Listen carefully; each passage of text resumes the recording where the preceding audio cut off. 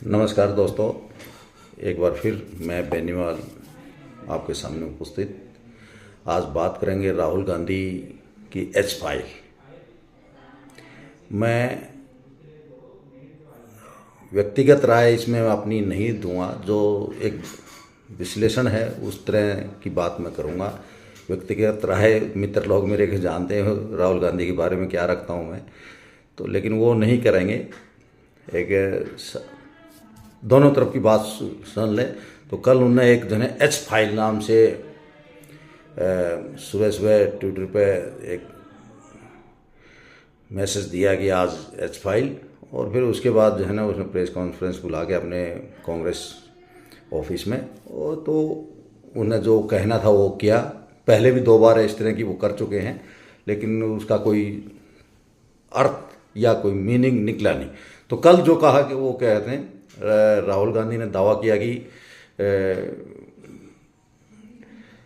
हरियाणा विधानसभा चुनाव 2024 में, वो 1 साल बाद की बात उसको आज ध्यान में आ रही है, करीब 25 लाख फर्जी मतदाता थे, और उनमें से करीब 5.25 लाख जो है ना डुप्लीकेट एंट्री थी। 93,000 पते ठीक नहीं थे, और 19 लाख के करीब मल्टीपल एंट्रियाँ जो है वोटर लिस्ट में राहुल गांधी के हिसाब से मिली। और एक उदाहरण उन्हें दिया को ब्राज़ील की मॉडल थी, उसका फ़ोटो के साथ में कोई 22 बार अलग अलग नामों से वोटर लिस्ट पाई गई। वोटर लिस्ट में गड़बड़ियों का सिलसिला कोई नया नहीं है, और ये इसमें है। उसको सुधार के लिए ही SIR जो है ना चुनाव आयोग करवा रहा है। ये भाई साहब उसका भी विरोध करते हैं, तो ऐसे कब तक चलेगा। तो राहुल गांधी ने लोकतंत्र पर इस जो कल बोला था एक हमला है, हमको समझ में नहीं आया भाई किस चीज़ का हमला है, और वोट चोरी मॉडल का मीडिया। फिर उसके बाद चुनाव आयोग ने प्रतिक्रिया दी है, मीडिया में भी कई प्रतिक्रिया आई है, डिस्कशन भी हुए हैं, जो जानकार लोग हैं उनसे भी बातचीत हुई है कि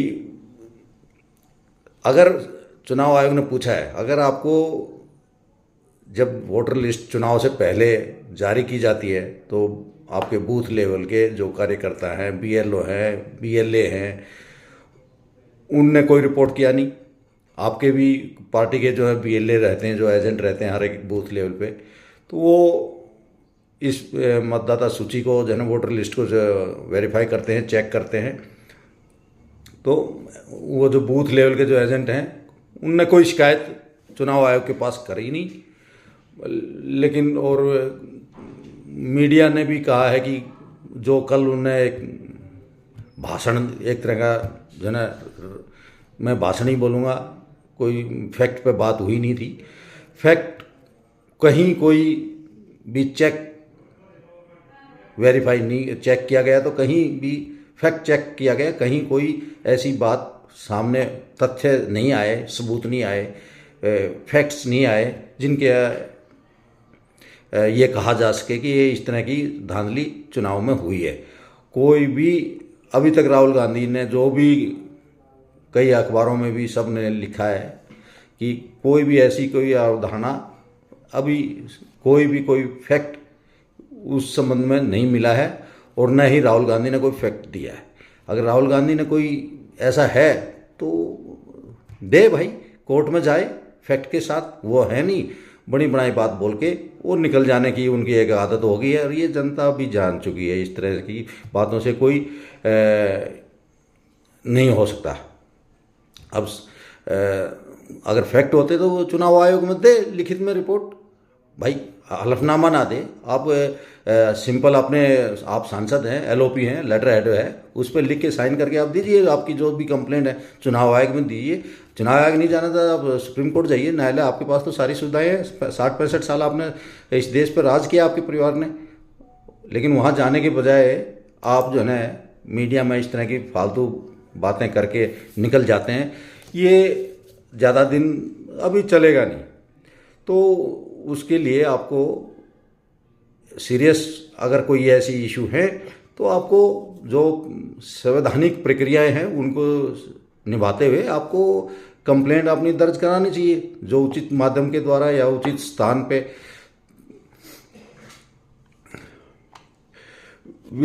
निष्कर्ष यह है कि विश्लेषण और आगे के सवाल, राहुल गांधी के आरोप गंभीर और व्यवस्थित चुनाव धांधली के संकेत देते हैं। कोई आरोप उनमें कोई सिद्ध हुआ नहीं, ना कोई एविडेंस है अभी तक आया है, लेकिन अब सिर्फ ये आरोप हैं। सार्वजनिक प्रमाण और तकनीकी सत्यापन सामने नहीं आए हैं। चुनाव कांग्रेस, इलेक्शन कमीशन और कांग्रेस दोनों को चाहिए कि वोटर लिस्ट डेटा सार्वजनिक ऑडिट के लिए उपलब्ध करा दें। वो भी ठीक है, हर या कोई एजेंसी या कोई आयोग गठित कर दिया जाए, पूरे देश की जो है वोटर लिस्ट को वेरीफाई कर ली जाए।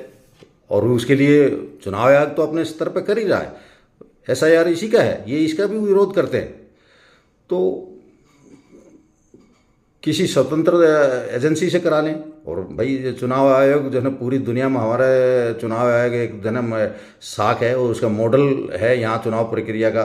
सब देश उसको स्टडी करने के लिए आते हैं। तो उस पर कोई बातें करना, अनर्गल बातें करना, उस पर अविश्वास का माहौल पैदा करना, वो मुझे सही नहीं लगता है।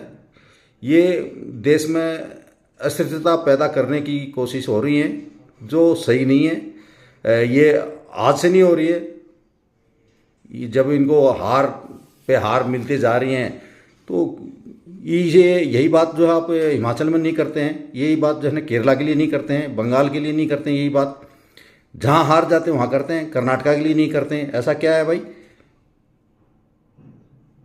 लेकिन बोल के आप निकल जाएं, ये अब देश में चलेगा नहीं। आपको अपनी साख अगर बचानी है, पॉलिटिकल जीवन में रहना है, तो आपको जो बात बोलते हैं उसके प्रूफ के साथ बोलना चाहिए और उसको ऑथेंटिक होना चाहिए। ऐसे नहीं अगर आरोप लगा दिए अब जना अगले चुनाव तक साफ। ये मतलब आज की जो कल की जो प्रेस कॉन्फ्रेंस थी ये स्पष्ट दिखाता है कि बिहार में इनके 10 सीट भी नहीं मिलेंगी।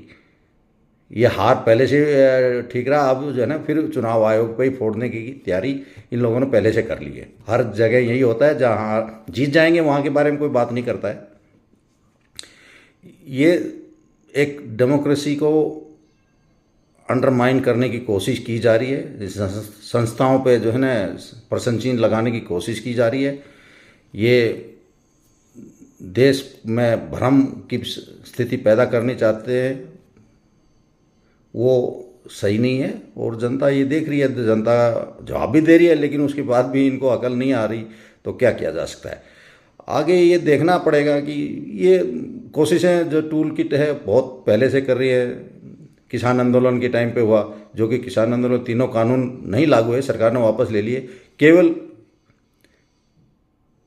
हिंसा को रोकने और बचाने के लिए, हिंसक गतिविधियों को बचाने के लिए, असुरक्षित माहौल पैदा करने को रोकने के लिए जो कोशिश की गई सरकार ने, इसलिए इन कानूनों को वापस लेके एक माहौल शांत करने की कोशिश की और बैक ट्रैक होना पड़ा था। लेकिन चुनाव उस टाइम पे हुआ। फिर जो है ना CA, जिसका कोई लेना देना नहीं है किसी भी हमारे भारत के नागरिक के लिए, वो खाली जो है ना जो माइनॉरिटी जो पड़ोसी देश हैं उनसे माइनॉरिटी कोई सेक्शन का आदमी इधर आता है तो उसको नागरिकता देने की बात थी, लेकिन उसको भी आपने जो है ना पूरे देश का माहौल बिगाड़ने की कोशिश करी। उससे पहले जो है ना आपने GST के मामले में भी आपने यही हाल किया। आप डिमोनेटाइजेशन हुआ था, नोटबंदी हुआ था, उसमें भी ऐसे ही आपने भ्रम फैलाने की कोशिश करी। कितने ही कारण हैं। और अभी जो है ना आपको SIR पे भी यही हाल है, इस पे भी आप भ्रम फैलाने की कोशिश कर रहे हैं, जो कि वोटर लिस्ट को शुद्ध करने के लिए और पारदर्शी करने की कोशिश है। उसके विरोध में आप बात करते हैं, उसका समर्थन नहीं करते।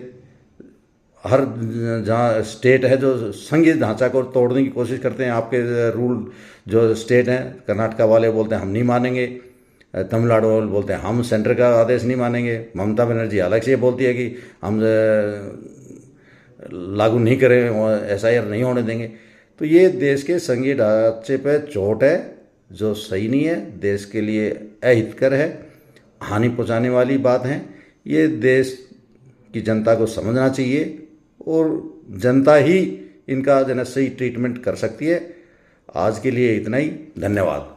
चैनल को सब्सक्राइब करना ना भूलें। Thank you.